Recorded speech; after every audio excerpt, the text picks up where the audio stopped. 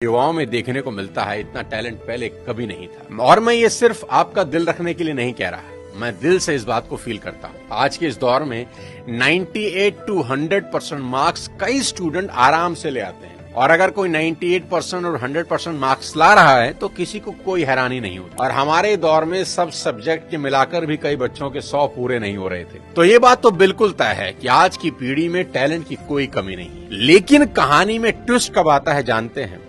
जब बच्चे 14 से 20 साल की उम्र में होते हैं। अब इनके हार्मोन्स जम करने लगते हैं, और इसका सबसे गंभीर असर ये होता है कि ये हार्मोन्स बच्चों को पेरेंट्स से दूर कर देते हैं, क्योंकि इस उम्र में बच्चों को चाहिए आजादी, और माँ बाप वो आजादी देते नहीं, क्योंकि वो जानते हैं इस तरह की आजादी के लिए ये उम्र सही नहीं है। तो पेरेंट्स रोकते हैं, समझाते हैं, उनको पता है ये उम्र फिसलने वाली है।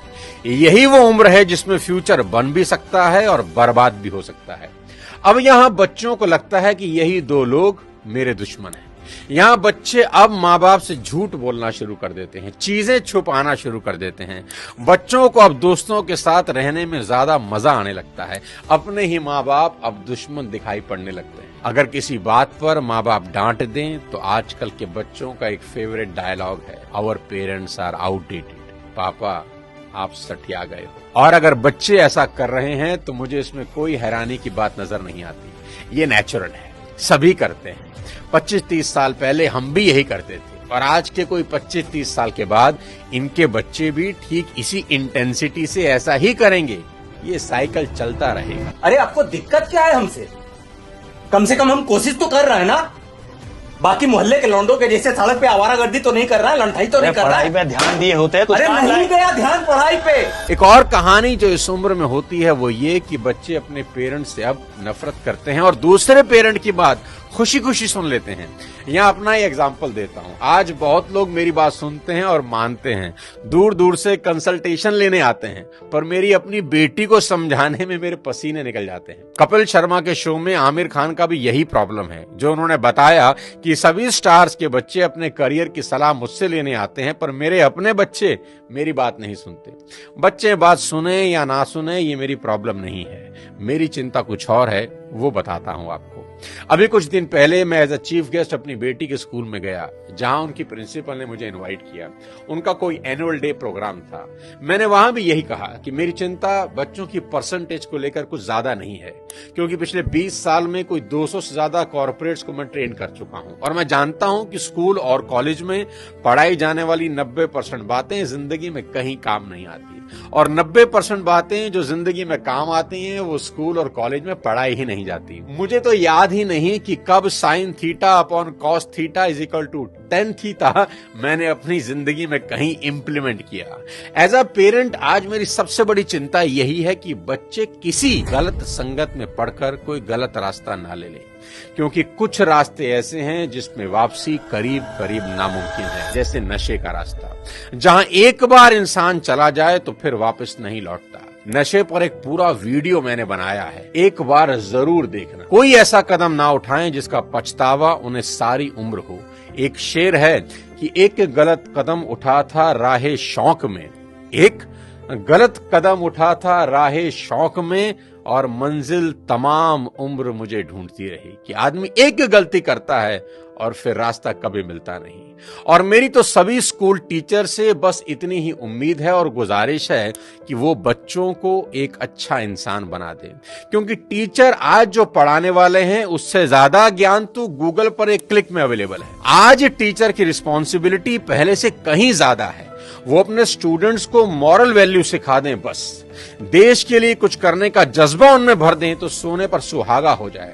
और अगर माँ बाप के प्रति ग्रेटिट्यूड की भावना उनके अंदर आ जाए तो वो कुछ ना कुछ जिंदगी में कर ही लेंगे। टीचर इंश्योर करें कि बच्चे कुछ भी छुपाएं नहीं, और अपनी सभी छोटी बड़ी बातें अपने टीचर से या पेरेंट्स से डिस्कस जरूर करें।